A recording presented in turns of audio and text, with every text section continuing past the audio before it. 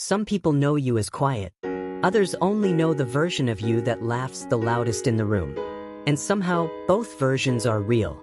That's the part nobody seems to understand. There are nights you want nothing more than to sit beside people you love, talking for hours, feeling connected, feeling alive inside the conversation.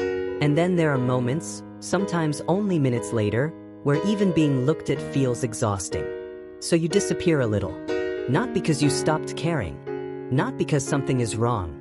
Just because your mind suddenly feels crowded with everyone's presence at once. And people notice the shift. They notice how open you were yesterday, and how distant you feel today. How deeply you can connect, and how suddenly you retreat afterward. How you can crave closeness so intensely, then pull away the second it becomes emotionally overwhelming. And after a while, even the people who love you start trying to solve you. They call you confusing, hard to read, hot and cold, too quiet sometimes, too intense other times. But what they don't see is how exhausting it is to constantly feel split between needing people and needing freedom from them. Because being an ambivert often feels like living with two emotional climates inside one body. And some days, they change without warning. You can spend all week feeling disconnected from everyone, wanting someone to text you first, wanting someone to ask how you really are beneath the surface answers. Then the moment people finally reach for you, your nervous system suddenly wants silence instead. Not rejection. Silence. A kind of emotional quiet. And it's difficult explaining that to people who experience themselves more consistently. Because most people expect emotional patterns to stay predictable. If you're social, stay social. If you're reserved, stay reserved. But ambiverts rarely move through life in straight lines. You can be deeply present one moment and emotionally retreating the next. You can love attention and still feel overwhelmed by being perceived. You can enjoy crowds while secretly counting how long until you can be alone again. You can miss people terribly, then ignore your phone for 2 days because your mind feels emotionally swollen from interaction. And maybe the hardest part is this. You usually understand other people better than they understand you, because you've spent years adapting, reading energy, adjusting tone, becoming softer around sensitive people, becoming louder around expressive people, becoming calmer around anxious people. You learned how to shift naturally, almost too naturally. Sometimes it feels like every person in your life knows a different version of you, and all of them are true, but none of them are complete. There's the version of you that can carry conversations for hours, make strangers comfortable, hold eye contact, tell stories, make people laugh. Then there's the version that gets home afterward and sits in silence staring at nothing because your brain is still replaying every interaction. The version that wonders, did I talk too much? Did I seem distant? Did I say something strange? Did I become too much again? Ambiverts often carry this strange emotional contradiction where they can appear emotionally balanced on the outside, while internally feeling overstimulated almost all the time. Because you absorb so much. The mood in a room, the tension in someone's voice, the pressure to respond correctly, the subtle expectation to keep being the version of yourself people enjoyed yesterday. And eventually, you get tired. Not tired of people entirely, just tired of performing coherence for them. Tired of trying to explain why your energy changes without it meaning your love changed too. Sometimes you isolate because solitude feels honest. There's relief in not needing to manage anyone's perception of you for a while. No adjusting. No responding correctly. No balancing your personality against the emotional temperature of the room. Just quiet. Just your own thoughts returning to you slowly.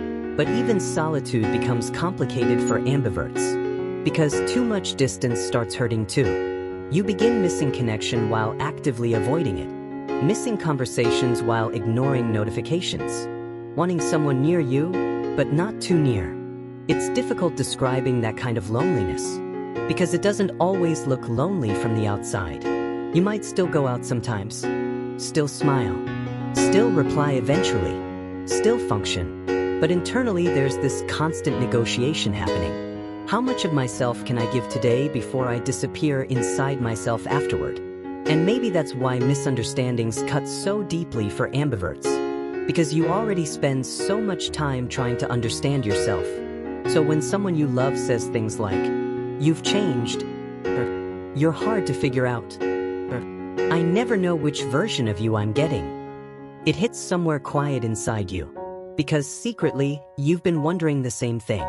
There are moments ambiverts feel emotionally homeless in conversations about personality. Too social to fully relate to introverts sometimes. Too internally overwhelmed to fully relate to extroverts. You stand somewhere in the middle watching both worlds explain themselves while silently thinking, "Neither of these feels fully like me." And over time, you start questioning yourself. Maybe I'm inconsistent. Maybe I'm emotionally difficult. Maybe people would understand me more if I were simpler. But human beings were never meant to be emotionally flat. Especially not people who feel life in layers. Because ambiverts don't experience connection in a shallow way. You feel people deeply, even when you struggle to stay around them continuously. You notice shifts in tone, changes in energy, moments others overlook. You crave conversations that feel real enough to rest inside. That's why surface interaction drains you faster than meaningful connection. Small talk can feel strangely exhausting because your mind is searching for emotional depth while your body is still socially performing. And when you don't find that depth for too long, you begin withdrawing without fully realizing it. Not out of arrogance, out of emotional starvation. There's also this quiet grief ambiverts carry when people mistake their need for space as lack of love. Because sometimes distance is actually how you recover enough energy to love people properly again. You leave conversations to breathe. You retreat to hear your own thoughts again. You become quiet because your inner world gets loud. But people often personalize what was never about them. And after enough misunderstandings, you start over-explaining yourself. You apologize for disappearing. Apologize for needing space. Apologize for becoming quiet. Apologize for changing moods. Eventually, you start treating your natural rhythm like something inconvenient, something to hide. So you push yourself to stay available longer than your mind can handle. You force responses when emotionally exhausted.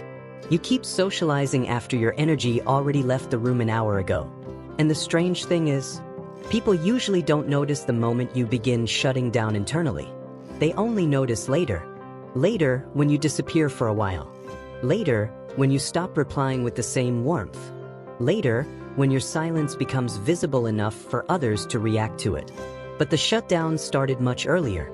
It started in all the moments you ignored your own emotional limits trying to stay understandable to everyone else. Ambiverts become experts at surviving environments that don't fully understand emotional complexity. You learn to compress yourself into simpler versions. Less sensitive, less layered, less fluctuating. But eventually something inside you gets tired of pretending your contradictions aren't real. Because they are real. You are someone who can deeply love people and still desperately need distance from them sometimes. You are someone who can crave attention and fear it in the same hour. Someone who can feel emotionally full in solitude and emotionally empty if left alone too long. That isn't inconsistency. That's rhythm. And maybe understanding yourself starts there.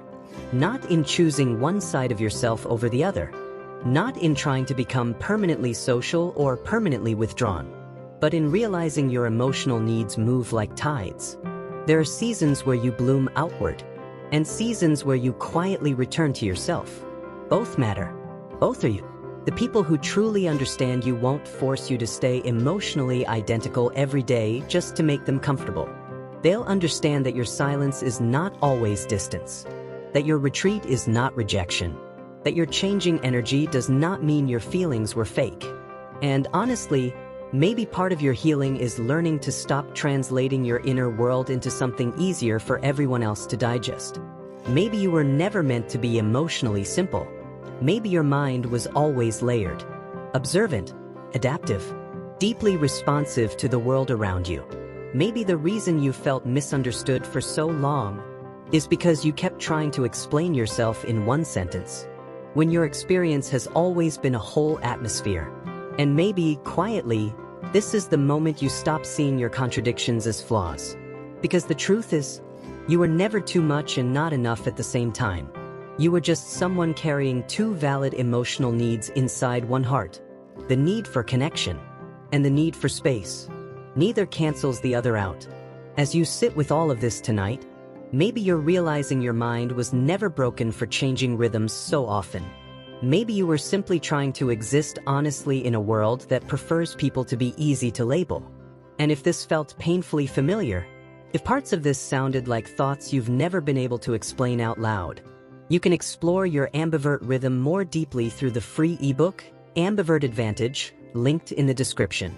Not to fix yourself, just to understand yourself a little more gently.